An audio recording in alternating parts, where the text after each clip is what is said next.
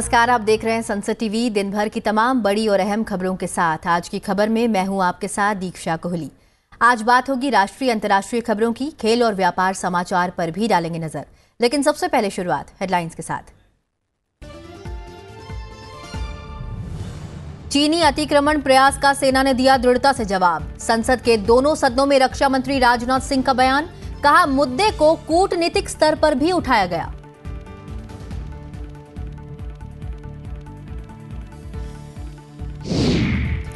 राज्यसभा में SC/ST आदेश दूसरा संशोधन विधेयक पर चर्चा। आदिवासियों के लिए बजट बढ़ाने, सरकारी नौकरियां देने समेत विभिन्न सुझाव। लोकसभा में अनुपूरक अनुदान मांगों पर चर्चा। संसद पर आतंकी हमले में शहीद हुए जवानों को श्रद्धांजलि। राष्ट्रपति, उपराष्ट्रपति और प्रधानमंत्री ने शहीदों को किया नमन। सदन के दोनों सदनों में वीर सपूतों की याद में कुछ पलों का मौन। प्रधानमंत्री नरेंद्र मोदी ने महर्षि अरविंद घोष की 150वीं जयंती समारोह को किया संबोधित। कहा श्री अरविंदो का जीवन एक भारत श्रेष्ठ भारत का प्रतिबिंब। स्मारक सिक्का और डाक टिकट भी किया जारी।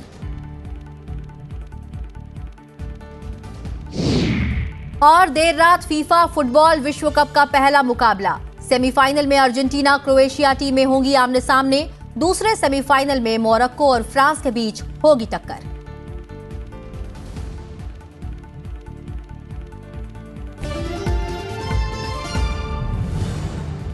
और अब खबरें विस्तार से। रक्षा मंत्री राजनाथ सिंह ने संसद के दोनों सदनों में आज चीन से जुड़े मामले पर बयान दिया है। उन्होंने बताया कि चीन के सैनिकों ने 9 दिसंबर को तवांग सेक्टर में यांगसे क्षेत्र में यथास्थिति बदलने का एक तरफा प्रयास किया, जिसका भारत के जवानों ने दृढ़ता से जवाब दिया और चीन के सैनिकों को लौटने के लिए मजबूर किया। रक्षा मंत्री ने बताया कि इस झड़प में किसी भी सैनिक की मृत्यु नहीं हुई है और ना ही कोई गंभीर रूप से घायल हुआ है। उन्होंने कहा कि इस मुद्दे को चीनी पक्ष के साथ कूटनीतिक स्तर पर भी उठाया गया है और इस तरह की कार्रवाई के लिए मना किया गया है। राजनाथ सिंह ने कहा कि इस झड़प में दोनों ओर के कुछ सैनिकों को चोट आई है। रक्षा मंत्री ने कहा कि भारतीय सैन्य कमांडरों के समय पर हस्तक्षेप करने के कारण चीनी सैनिक अपने स्थान पर वापस चले गए। उन्होंने कहा कि इस घटना के पश्चात क्षेत्र के स्थानीय कमांडर ने 11 दिसंबर 2022 को अपने चीनी समकक्ष के साथ स्थापित व्यवस्था के तहत एक फ्लैग मीटिंग की और इस घटना पर चर्चा भी की। मैं इस सदन को अवगत कराना चाहता हूं कि हमारे किसी भी सैनिक की न तो मृत्यु हुई है और न ही कोई गंभीर रूप से घायल हुआ है। इंडियन मिलिट्री कमांडर्स के टाइमली इंटरवेंशन के कारण PLA सोल्जर्स अपनी लोकेशंस पर वापस चले गए अध्यक्ष महोदय, और इस घटना के पश्चात एरिया के लोकल कमांडर ने 11 दिसंबर 2022 को अपने चाइनीज काउंटर पार्ट के साथ स्थापित व्यवस्था के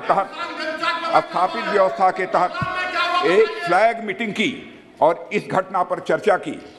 चीनी पक्ष को इस तरह के एक्शंस के लिए मना किया गया और सीमा पर शांति बनाए रखने के लिए कहा गया। इस मुद्दे को चीनी पक्ष के साथ कूटनीतिक स्तर पर भी उठाया गया है। अध्यक्ष महोदय, मैं इस सदन को आश्वस्त करना चाहता हूं कि हमारी सेनाएं हमारी भौमिक अखंडता को सुरक्षित रखने के लिए पूरी तरह से प्रतिबद्ध हैं। वहीं केंद्रीय गृह मंत्री अमित शाह ने कहा कि जब तक देश में प्रधानमंत्री नरेंद्र मोदी के नेतृत्व में बीजेपी की सरकार है, तब तक कोई 1 इंच भी जमीन पर कब्जा नहीं कर सकता। अरुणाचल प्रदेश में वास्तविक नियंत्रण रेखा पर भारतीय और चीनी सैनिकों के बीच झड़प की पृष्ठभूमि में उन्होंने ये बात कही। अमित शाह ने संसद भवन परिसर में कहा कि राजीव गांधी फाउंडेशन को 2005-06 और 2006-07 के वित्तीय वर्ष में चीनी दूतावास से 1 करोड़ 35 लाख रुपए का अनुदान प्राप्त हुआ था, जो कानून और उसकी मर्यादाओं के अनुरूप नहीं था। इसलिए गृह मंत्रालय ने फाउंडेशन का FCRA पंजीकरण रद्द किया। उन्होंने कहा कि सेना ने घुसे हुए सभी लोगों को कुछ ही देर में वापस खदेड़ दिया और हमारी भूमि की रक्षा की। भारतीय जनता पार्टी की सरकार है, नरेंद्र मोदी इसके प्रधानमंत्री है और जब तक भारतीय जनता पार्टी की मोदी सरकार चल रही है, 1 इंच जमीन पर भी कोई कब्जा नहीं कर सकता। कल अपने सेना के जवानों ने जो 8 की देर रात को और 9 की सुबह को जो वीरता दिखाई है, मैं इसकी भूरी प्रशंसा करता हूं। इन्होंने घुसे हुए सभी लोगों को कुछ ही घंटों में वापस खदेड़ दिया और हमारी भूमि का रक्षण किया है। राज्यसभा में विभिन्न दलों के सदस्यों ने अनुसूचित जाति और अनुसूचित जनजाति के समुदायों के विकास के लिए विभिन्न सुझाव दिए। उनके कल्याण पर बजटीय प्रावधान में पर्याप्त वृद्धि करने तथा सरकारी नौकरियों में इन समुदायों के खाली पड़े आरक्षित पदों को तुरंत भरे जाने की मांग की। उच्च सदन में संविधान अनुसूचित जातियां और जनजातियां आदेश दूसरा संशोधन विधेयक पर चर्चा हुई। इस दौरान कई विपक्षी दलों के सदस्यों ने जाति आधारित जनगणना कराने की मांग भी उठाई।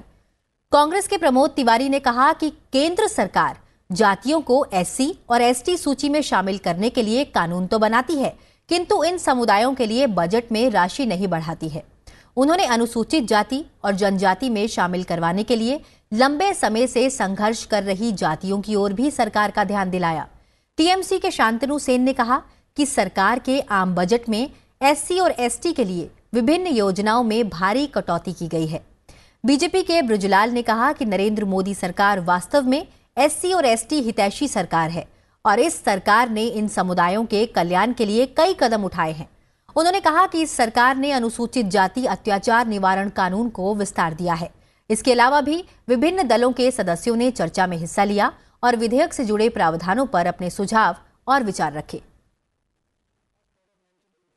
लोकसभा में आज दूसरे दिन भी 2022-23 के लिए अनुदान की अनुपूरक मांगों के पहले बैच और 2019-20 के लिए अनुदान की अतिरिक्त मांगों पर चर्चा हुई।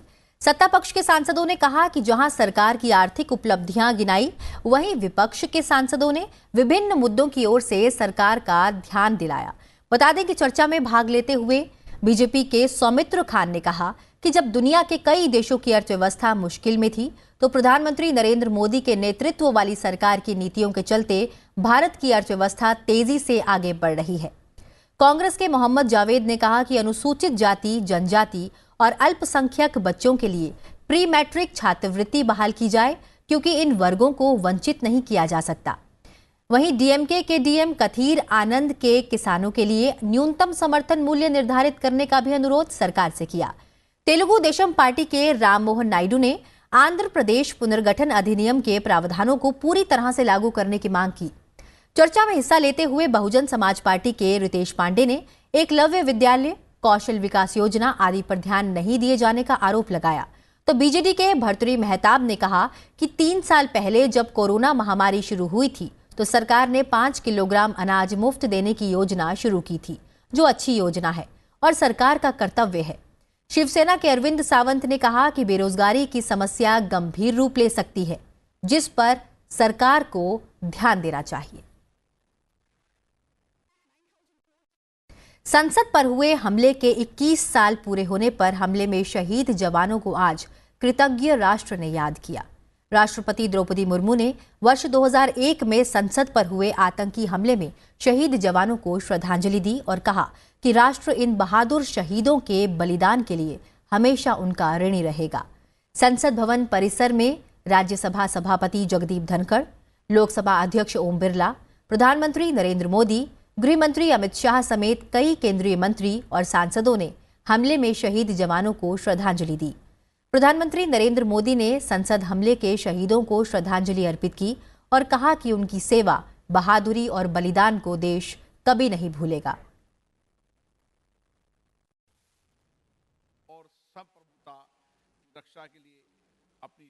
संसद के दोनों सदनों में भी 13 दिसंबर 2001 को संसद पर हुए आतंकी हमले के शहीदों को श्रद्धांजलि दी गई और आतंकवाद के खिलाफ लड़ाई जारी रखने का संकल्प दोहराया गया।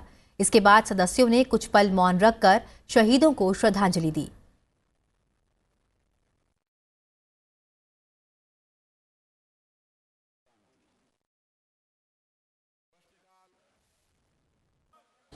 ये सभा शहीदों को श्रद्धांजलि अर्पित करते हुए तथा उनके परिवारों के साथ मजबूती के साथ खड़ी है।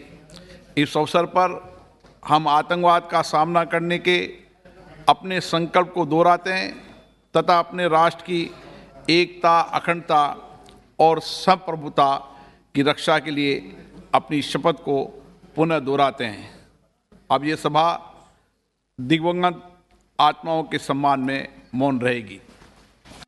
G20 समूह के वित्त और केंद्रीय बैंकों के उप प्रमुखों और वित्त मंत्रियों और केंद्रीय बैंक के गवर्नरों की पहली बैठक आज बेंगलुरु में शुरू हुई। बता दें कि बैठक में वैश्विक आर्थिक परिदृश्य, वित्तीय जोखिमों की निगरानी, अंतर्राष्ट्रीय कराधान, मजबूत वैश्विक वित्तीय संरचना के लिए सुधार, वित्त की सतत व्यवस्था और वित्तीय समावेशन जैसे मुद्दों पर चर्चा की गई। इस 3 दिन की बैठक में फाइनेंस ट्रैक एजेंडा पर वार्ता की शुरुआत हुई है। बैठक की अध्यक्षता वित्त मंत्रालय और भारतीय रिजर्व बैंक संयुक्त रूप से कर रहे हैं। वहीं मुंबई में भारत के G20 शेरपा अमिताभ कांत ने कहा कि सरकार को आंकड़ों का प्रसार इन्हें खंड खंड करके करना चाहिए। उन्होंने कहा कि जानकारियों को पूर्ण रूप से साझा करना ठीक नहीं है। G20 विकास कार्य समूह की बैठक को संबोधित करते हुए उन्होंने कहा कि किसी भी देश के लिए विकास लक्ष्यों को पाने के लिहाज से आंकड़े अहम पहलू होते हैं और भारत को इसका लाभ मिला है। आंकड़ों की गुणवत्ता सुनिश्चित करने के महत्व पर जोर देते हुए कांत ने आंकड़ों को जुटाने के सरकार के तौर तरीकों का जिक्र भी किया। We were able to provide them new crafts, which were the fiberglass crafts. We were able to give them fishing nets, new fishing nets, which were then known as the disco nets in Kerala. And we were able to give them outboard motors so that they could go much further into the sea. प्रधानमंत्री नरेंद्र मोदी ने video conferencing के जरिए पुडुचेरी में श्री अरबिंदो की 150वीं जयंती के अवसर पर आयोजित कार्यक्रम में हिस्सा लिया। इस अवसर पर उन्होंने स्मारक सिक्का और डाक टिकट भी जारी किया। प्रधानमंत्री ने कहा कि श्री अरबिंदो का जीवन एक भारत श्रेष्ठ भारत का प्रतिबिंब है। उन्होंने कहा कि अरबिंदो का 150वां जन्म वर्ष पूरे देश के लिए एक ऐतिहासिक अवसर है। उनकी प्रेरणाओं, विचारों को हमारी नई पीढ़ी तक पहुंचाने के लिए देश ने इस पूरे साल को विशेष रूप से मनाने का संकल्प लिया था। जब प्रेरणा और कर्तव्य, मोटिवेशन और एक्शन एक साथ मिल जाते हैं तो असंभव लक्ष्य भी अवश्यभावी संभव हो जाता है। बता दें कि आजादी के अमृतकाल में आज देश की सफलताएं, देश की उपलब्धियां और सबका प्रयास का संकल्प इस बात का प्रमाण है। प्रधानमंत्री ने कहा कि भारत मानव सभ्यता का सबसे परिकृष्ट विचार है, मानवता का सबसे स्वाभाविक स्वर है। भारत के इतिहास में ऐसे अनेक महापुरुष हुए हैं जिन्होंने आजादी का भाव भी सशक्त किया है और आत्मा को भी पुनर्जीवन दिया। इनमें से 3 श्री अरबिंदो, स्वामी विवेकानंद और महात्मा गांधी ऐसे महापुरुष हैं जिनके जीवन की सबसे महत्वपूर्ण घटनाएं एक ही समय में घटी। और अब नजर डालते हैं कुछ और प्रमुख समाचारों पर। सरकार ने राज्यसभा में एक सवाल के जवाब में बताया कि चालू वित्त वर्ष में अप्रैल से नवंबर के दौरान देश में यूरिया का कुल उत्पादन 187.21 लाख टन रहा, जबकि घरेलू मांग को पूरा करने के लिए इस अवधि में 46.14 लाख टन यूरिया का आयात किया गया। इस्पात मंत्रालय विशिष्ट इस्पात के उत्पादन से जुड़ी प्रोत्साहन योजना के तहत चुनी गई कंपनियों के साथ जल्द समझौते करेगा, जिसके बाद कंपनियों के निवेश प्रस्ताव आगे की प्रक्रिया में जाएंगे। प्रस्तावित निवेश से 70,000 रोजगार अवसरों के अलावा 2.6 करोड़ टन विशेष प्रकार के इस्पात की क्षमता सृजित होने की अनुमान है। भारतीय नौसेना प्रमुख श्रीलंका की 4 दिवसीय यात्रा पर हैं। यहां उन्होंने श्रीलंकाई नौसेना के कमांडर वाइस एडमिरल एन उलुगेटन से मुलाकात कर समुद्री क्षेत्र में सहयोग बढ़ाने और समुद्री सुरक्षा मामलों पर चर्चा की। G7 के सदस्य देशों ने भारत की G20 अध्यक्षता का समर्थन किया है। G7 देशों के नेताओं ने संयुक्त बयान में न्याय संगत दुनिया के प्रति अपनी प्रतिबद्धता दोहराते हुए बड़ी प्रणालीगत चुनौतियों और तत्कालीन संकटों से मिलकर निपटने का संकल्प लिया है। कनाडा में COP15 जैव विविधता सम्मेलन में भारत की नुमाइंदगी कर रहे वरिष्ठ अधिकारी ने कहा कि भारत का करीब 27% क्षेत्र संरक्षित है और वह 2030 तक 30% भूमि और जल की रक्षा के लक्ष्य को आसानी से हासिल कर सकता है। उत्तरी कश्मीर के बारामूला जिले के सोपोर के तुलिबन इलाके में संदिग्ध आईईडी मिला है। आईईडी को बम डिस्पोजल टीम ने सुरक्षित तरीके से ब्लास्ट मेथड से डिफ्यूज किया है। राष्ट्रीय राजधानी में आज वायु गुणवत्ता सुधार के साथ मध्यम श्रेणी में दर्ज की गई। केंद्रीय प्रदूषण नियंत्रण बोर्ड के मुताबिक आज वायु गुणवत्ता सूचकांक 195 दर्ज किया गया। न्यूजीलैंड ने युवाओं के सिगरेट खरीदने पर आजीवन प्रतिबंध लगाकर धूम्रपान को चरणबद्ध तरीके से समाप्त करने की एक अनूठी योजना को कानून का रूप दे दिया है। भारत की सलामी बल्लेबाज स्मृति मंधाना ने आईसीसी महिला T20 अंतर्राष्ट्रीय रैंकिंग में बल्लेबाजों की सूची में करियर के सर्वश्रेष्ठ 741 रेटिंग अंक हासिल किया है और वो तीसरे स्थान पर बरकरार है। अगले महीने होने वाले पुरुष हॉकी विश्व कप के मैचों के लिए टिकटों की घोषणा हो गई है। सबसे महंगा टिकट 500 रुपए का होगा। विश्व कप भुवनेश्वर और राउरकेला में 13 से 29 जनवरी के बीच खेला जाएगा।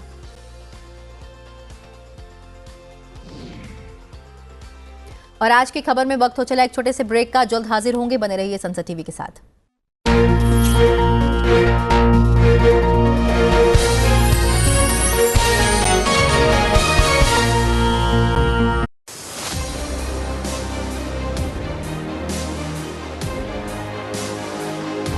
भारत संपूर्ण विश्व में नेतृत्व की भूमिका निभाएगा। G20 is going to be a very important occasion. This is also beneficial to the state. How the act is related to the constitution amendment. क्षमता और कार्य के हिसाब से लोगों को मौका मिलता है।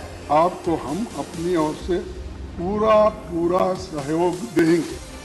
इस स्कीम में कितना पैसा देने का योजना बनाई है ये बताइए। अगर एनुअल देखा जाए तो 37,845।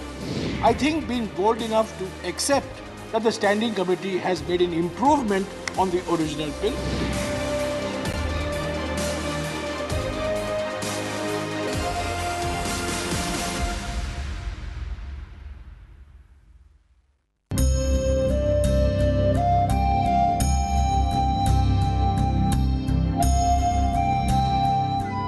नमस्कार, मैं हूं कैलाश खेर। 75 वर्ष हो गए हैं हमको आजाद हुए, हमारे देश को आजाद हुए। सबको पता है अपने मौलिक अधिकार, फंडामेंटल राइट्स, परंतु क्या हमें पता है अपने मौलिक कर्तव्य, फंडामेंटल्स ड्यूटीज? ऐ मेरे दोस्तों, भारतीय संस्कृति के गौरवशाली परंपराओं के महत्व को अगर हम सब समझें और उसका संवर्धन और पोषण करें तो आज ही अपने मौलिक कर्तव्यों का निर्वहन करना प्रारंभ करें। नमस्कार।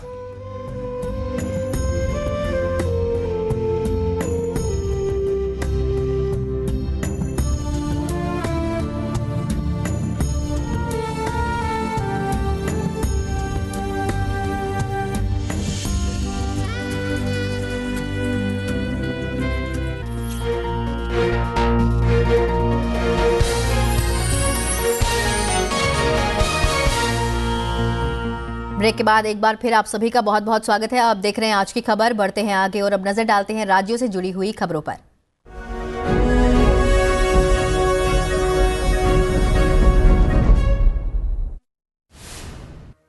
प्रधानमंत्री नरेंद्र मोदी कल अहमदाबाद में BAPS स्वामी नारायण संस्था के प्रमुख स्वामी महाराज शताब्दी महोत्सव के उद्घाटन समारोह में शामिल होंगे। ये 1 महीने तक चलने वाला उत्सव है। कांग्रेस सांसद राहुल गांधी ने पार्टी की भारत जोड़ो यात्रा राजस्थान के जीनापुर से शुरू की। पदयात्रा में राजस्थान के मुख्यमंत्री अशोक गहलोत भी शामिल हुए। केरल विधानसभा में आज विश्वविद्यालय कानून संशोधन विधेयक पारित कर दिया गया। इस विधेयक के कानून बन जाने के बाद प्रदेश के विश्वविद्यालयों के कुलाधिपति पद पर राज्यपाल की जगह प्रख्यात शिक्षाविदों की नियुक्ति की जा सकेगी। गुजरात के मुख्यमंत्री भूपेंद्र पटेल ने आज गांधीनगर में औपचारिक रूप से अपना पदभार ग्रहण किया। मुख्यमंत्री के साथ शपथ लेने वाले सभी 16 मंत्रियों ने पदभार संभाला।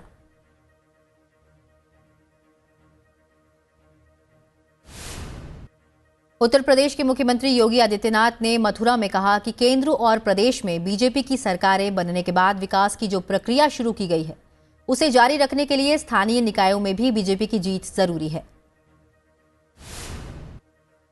हिमाचल प्रदेश के मुख्यमंत्री सुखविंदर सिंह सुक्खू ने पिछली सरकार द्वारा दिए गए सभी सेवा विस्तार या पुनर्नियोजन को समाप्त करने का निर्देश दिया है। साथ ही पिछले मंत्रिमंडल द्वारा दिए गए सभी निर्णयों की समीक्षा करने की घोषणा की है। आम आदमी पार्टी ने अपने नेता और राज्यसभा सदस्य संदीप पाठक को पार्टी का राष्ट्रीय महासचिव नियुक्त किया है। संदीप पाठक पंजाब और गुजरात विधानसभा चुनाव के लिए पार्टी के प्रभारी थे। मध्य प्रदेश में कांग्रेस के वरिष्ठ नेता और राज्य के पूर्व मंत्री राजा पटेरिया को प्रधानमंत्री के खिलाफ कथित विवादास्पद टिप्पणी के लिए गिरफ्तार किया गया है। दिल्ली सरकार 1 जनवरी से अपने अस्पतालों और स्वास्थ्य केंद्रों पर 450 प्रकार की चिकित्सा जांच निःशुल्क उपलब्ध कराएगी। सरकार ने स्वास्थ्य विभाग के प्रस्ताव को मंजूरी दे दी है।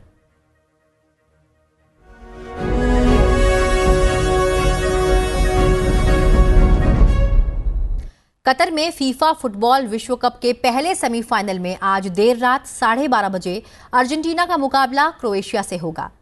लियोनेल मेसी की अगुवाई में अर्जेंटीना क्रोएशिया के मजबूत डिफेंस को तोड़कर विश्व कप के फाइनल में जगह बनाने के इरादे से मैदान पर उतरेगी। वहीं लुका मॉड्रिच की अगुवाई में क्रोएशिया पहला विश्व खिताब जीतने के लिए ब्राजील के नेमार के बाद अब मेसी के सपने को तोड़ना चाहेगी। दूसरे सेमीफाइनल में कल देर रात 12:30 बजे मोरक्को और वर्तमान चैंपियन फ्रांस आमने सामने होंगे।